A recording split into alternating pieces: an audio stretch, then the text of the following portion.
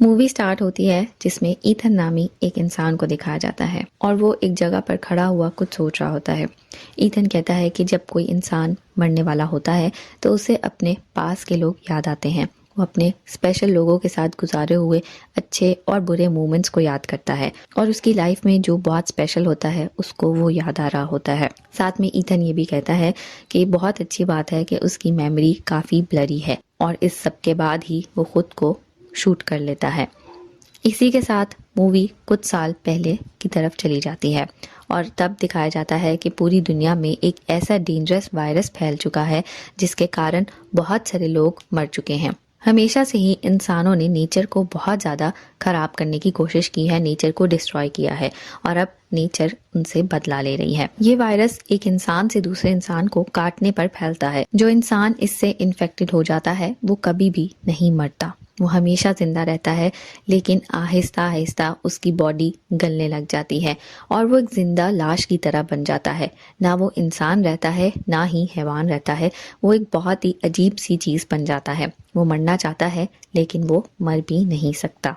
इस सब के बाद दिखाया जाता है कि ईथन अपनी गर्लफ्रेंड के साथ, जिसका नाम एमा है, एक गाड़ी में कहीं जा रहा होता है।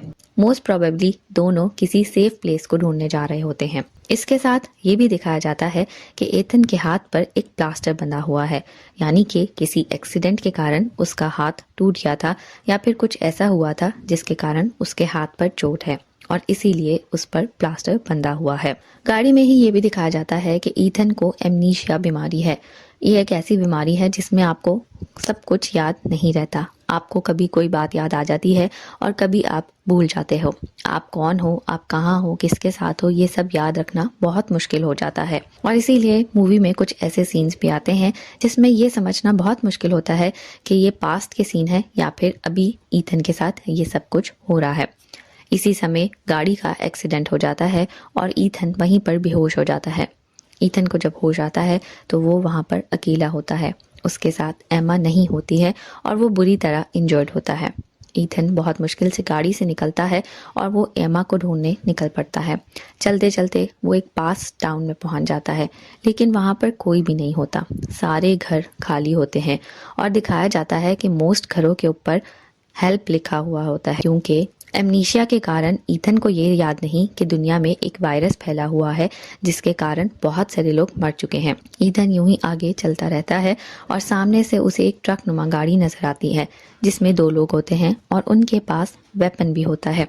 ईथन चलते चलते उनके सामने पहुंच जाता है और उनसे हेल्प मांगता है, लेकिन उनमें से एक आदमी ईथन के ऊपर गन सीधी कर लेता है और वो ईथन को मारने ही वाला होता है कि ईथन बचने की कोशिश करता है और उसी समय उसे एक शॉट की आवाज़ आती है। ईथन बाहर निकल के देखता है तो उन दोनों आदमियों को एक औरत ने मार दिया होता है। एक मिडिल एज वुमन होती है जिसने उन दोनों आदमियों को मार दिया होता है और उसने ईथन की जान बचा ली होती है। उसका नाम मे होता है। मैं ईथन की जान क्यों बचाती है ये आगे चलकर मूवी में पता लगेगा, लेकिन ईथन भी उसको देखकर खुश हो जाता है। मैं और ईथन बात करने ही वाले होते हैं कि ईथन को कुछ हो जाता है और वो बेहोश हो जाता है। मैं अब ईथन को और उन दोनों की डेड बॉडीज को अपने ट्रक में डालती है और वो घर चली जाती है। ईथन को अब जब होश आता है तो वो मैं के घर में होता है और उसे कुछ भी याद नहीं होता कि वो यहाँ कैसे आया, लेकिन उसे ये ज़रूर याद होता है कि मैंने उसकी मदद की थी। वो नीचे जाता है जहाँ वो देखता है कि मैं उसके लिए खाना बना रही होती है। उसे और तो कुछ याद नहीं होता, लेकिन ये ज़रूर याद होता है कि मैंने उसकी जान बचाई थी। मैं उसको बताती है कि दुनिया में एक ऐसा वायरस फैला हुआ है जिसके कारण लोग मर रहे हैं और एमनीशिया होने के कारण उसे किसी पर भी भरोसा नहीं करना चाहिए।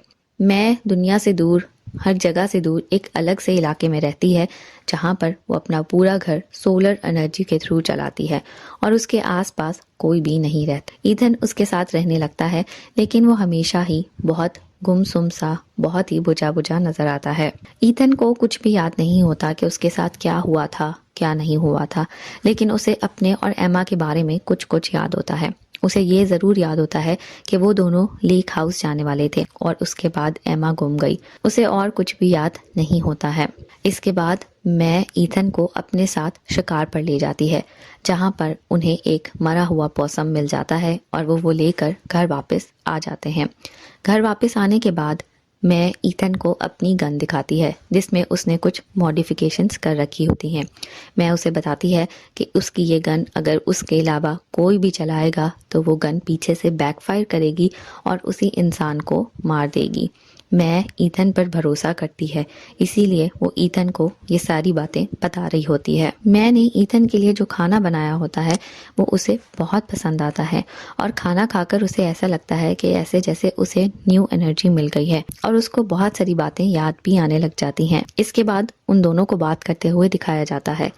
रात का समय हो चुका होता है और मैं उसे बताती है कि रात को खतरा और भी बढ़ जाता है और अब वो उनसे सोने का कहकर वहां से चली जाती है। ईथन को खाना खाने के बाद एमा याद आ जाती है और उसे ये भी याद आ जाता है कि वो दोनों कौन से लेक हाउस पर जाने वाले थे और अब वो मैं के सोने का इंतजार। मैं जैसे ही सो जाती है वो मैं का ट्रक लेकर वहां से निकल जाता है और उसी लेक हाउस पर पहुंच जाता है जहां एमा और वो जाने वाले थे। वो वहां जाकर काफी नॉक करता है लेकिन कोई भी रिस्पॉन्स नहीं मिलता और एट लास्ट वो दरवाजा तोड़कर अंदर चला जाता है। अंदर जाने पर उसे एक जूलिया नाम की लड़की मिलती है जो उसके ऊपर गन तान लेती है और उसको कहती है कि यहाँ से चले जाओ। उसी समय दो इन्फेक्टेड लोग उन पर हमला कर देते हैं। जूलिया और ईथन दोनों मिलकर बहुत मुश्किलों से लड़ते हैं और उन दोनों को एट लास्ट मार देते हैं। उसी समय ये भी पता लगता है कि उस जूलिया का एक बेटा भी है जिसका नाम सैम है। जूलिया ईथन को बताती है कि वो काफी समय से यहाँ रह रही है और उसने किसी को भी नहीं देखा, वो किसी एमा को नहीं जानती है। ये सुनने के बाद ईथन बहुत ज्यादा दुखी हो जाता है। जूलिया अब उसे वहां रहने की इजाजत दे देती है और वो दोनों बात करते हैं। जूलिया उसे कहती है कि उसे ज्यादा होप नहीं रखनी चाहिए क्योंकि होप बहुत ही खराब चीज है। इसके बाद ईथन उससे पूछता है कि क्या ये लोग हमेशा यूं ही आसपास रहते हैं, जिस पर जूलिया कहती है कि जब उन्हें भूख लगती है तभी वो हमला करते हैं। उसके बाद ईथन जूलिया को बताता है कि वो एमा के साथ यहाँ आने वाला था क्योंकि जब ये वायरस फैला तो उन दोनों ने सोचा कि वो यहाँ इस लेक हाउस पर आकर रहते हैं और इसी से वो अपने आप को बचाएंगे। लेकिन उसके बाद एक्सीडेंट हो गया और वो एमा से अलग हो गया और उसे अब तक एमा नहीं मिली है। जूलिया उसे बताती है कि रात का टाइम है और अब हमें सो जाना चाहिए, लेकिन हम दोनों को एक साथ नहीं सोना चाहिए। एक बंदे को जाग कर ख्याल रखना चाहिए और गार्ड करना चाहिए जबकि दूसरा बंदे को सोना चाहिए और फिर जब पहला बंदा सोएगा तो दूसरे बंदे को उठकर गार्ड करना चाहिए।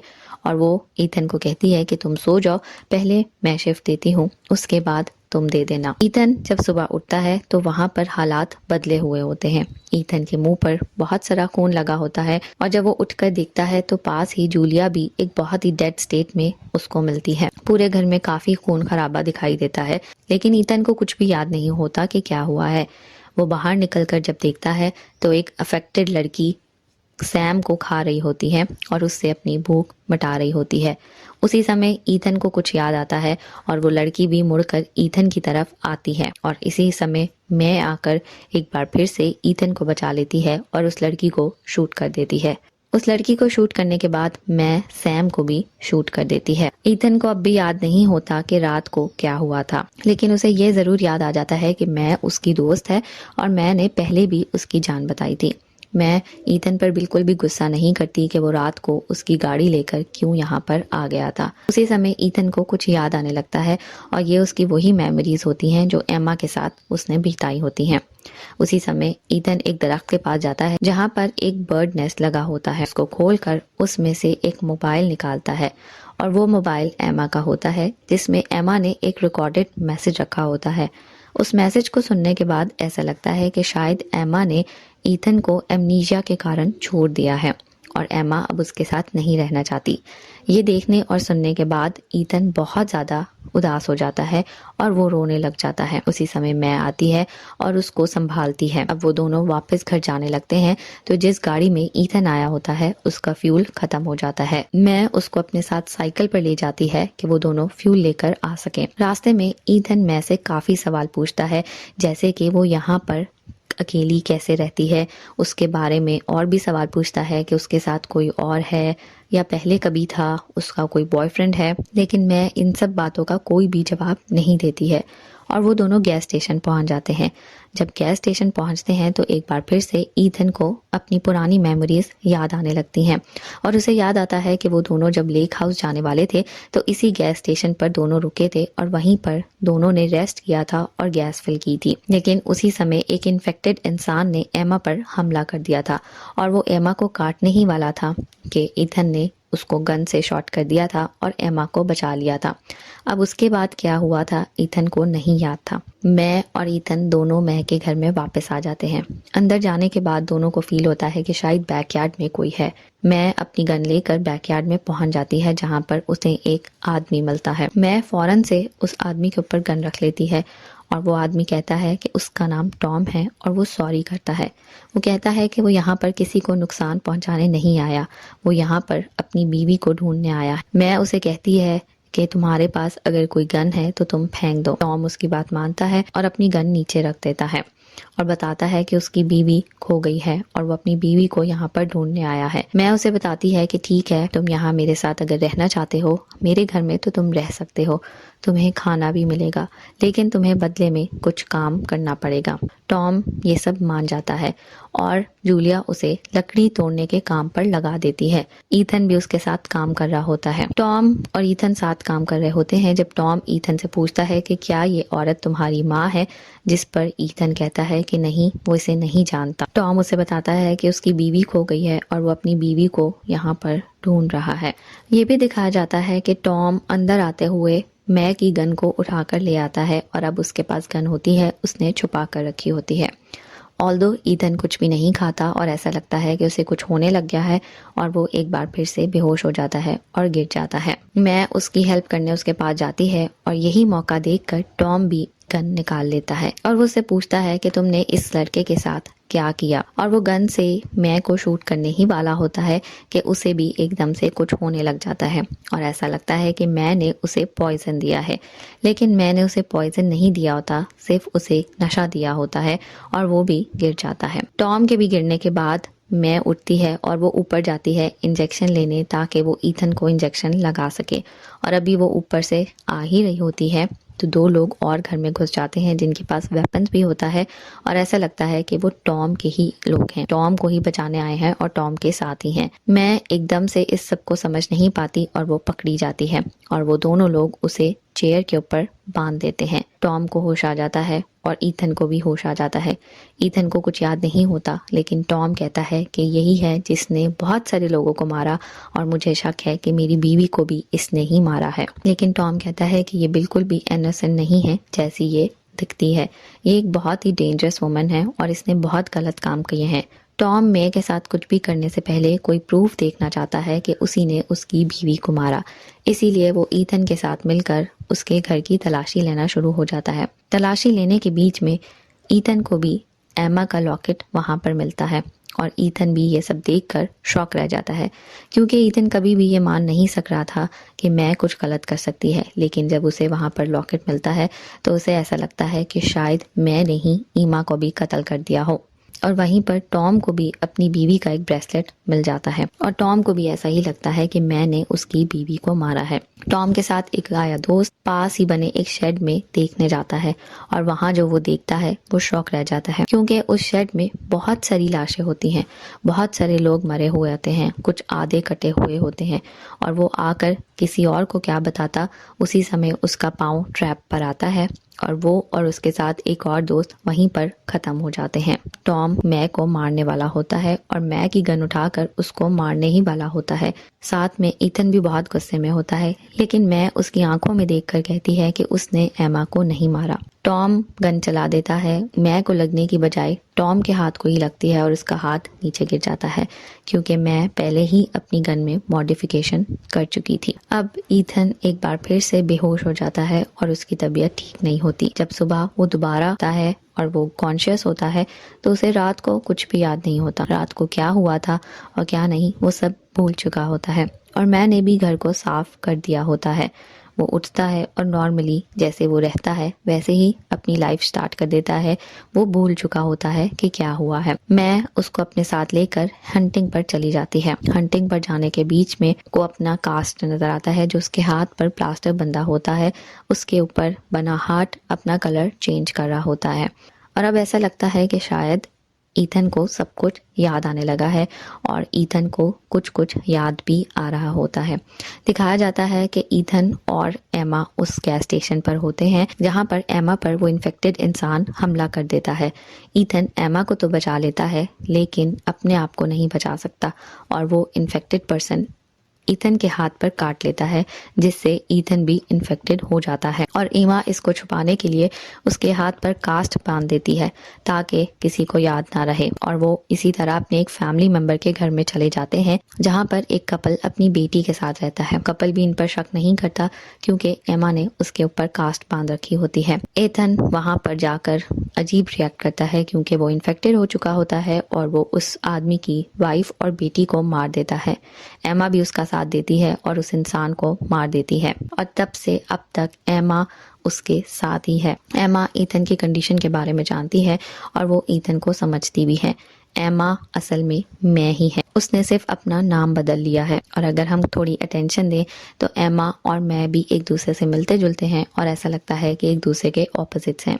एमा अब बूढ़ी होती जा रही है इसीलिए वो पहचान में नहीं आ रही लेकिन ईथन बिल्कुल वैसा का वैसा ही है क्योंकि वो इन्फेक्टेड हो गया था और वो कभी मरता नहीं और एमा तब से लेकर अब तक उसे इंसानी गोश्त खिला रही है और जब तक ईथन को इंसानी गोश्त मिलता रहेगा उसे कुछ भी नहीं होगा। वो यूं ही जवान रहेगा और वो कभी नहीं मरेगा और ना ही उसकी बॉडी गले सड़ेगी। ईमा ने इसीलिए तब से लेकर अब तक बहुत सारे लोगों का कत्ल किया है क्योंकि वो उन्हीं की बॉडीज पका पका कर ईथन को खिला रही है लेकिन एमा खुद बूढ़ी हो चुकी है। ईथन को जब भी खाना मिलता है उसको कुछ मेमोरीज याद आने लग जाती हैं और उसी खाने से उसको ताकत भी मिलती है और उसी खाने के कारण वो अब तक ऐसा ही दिख रहा है लेकिन एमा बूढ़ी हो चुकी है। ईथन को भी सब कुछ याद आ जाता है और वो अपना कास्ट खोल देता है और जब वो अपना कास्ट खोलता है तो उसे अपना वो इन्फेक्टेड वूंड नज़र आता है। उसको देखकर उसे सब कुछ याद आ जाता है और उसे ये भी याद आ जाता है कि किस तरह ने एमा ने उसकी जान बचाई और किस तरह से अब तक एमा उसके लिए सेक्रीफाइस करती आई है। वो एमा को और अपना सच मान लेता है और वो आगे चला जाता है और वहीं पर दिखाया जाता है कि वो खुद को शूट कर रहा है। ये वही सीन होता है जो मूवी के स्टार्टिंग में दिखाया जाता है जहां पर ईथन खुद को गोली मार लेता है। ईथन खुद को गोली तो मार लेता है लेकिन ईथन मरता नहीं क्योंकि आपको पहले भी बता चुके हैं कि जो भी इस वायरस से इन्फेक्टेड होता है वो कभी मरता नहीं, इसलिए ईथन को भी कुछ नहीं होता। अब ईथन अपनी सच्चाई को मान लेता है और वो एक बार फिर से एमा के पास आ जाता है। एमा उससे इतना प्यार करती है कि उसने उसकी ज़िंदगी बनाने के लिए अपनी ज़िंदगी सेक्रीफाइस कर दी। एमा चाहती तो अपनी ज़िंदगी नॉर्मल वे में किसी और इंसान के साथ गुजार सकती थी लेकिन अब तक वो ईथन के साथ है और उसने ईथन को जवान रखा है। एमा ने ईथन के लिए बहुत गलत काम किए, बहुत सारे लोगों को मारा भी है लेकिन ये मैटर नहीं करता। मैटर ये करता है कि उसने कितनी कुर्बानियाँ दी हैं और वो कितना सच्चा प्यार करती है और ऐसी गर्लफ्रेंड पाना एक डेस्टिनी होती है। इस सब सच्चाई को जानने के बाद और इस सब को मान लेने के बाद अब ईथन और एमा एक दूसरे के क्लोज आ जाते हैं और दोनों एक बहुत ही रोमांटिक मोमेंट शेयर करते हैं। एमा भी हमेशा से यही चाहती थी क्योंकि एमा भी अब थक चुकी थी। एमा भी अब इन्फेक्टेड हो चुकी है और अब वो भी ईथन जैसी ही बन चुकी है। वो हमेशा से यही चाहती थी लेकिन ऐसा कुछ हो नहीं पा रहा था और अब वो बहुत थक चुकी थी जब ईथन उसके करीब आ गया और अब वो दोनों भी इन्फेक्टेड हो चुके हैं।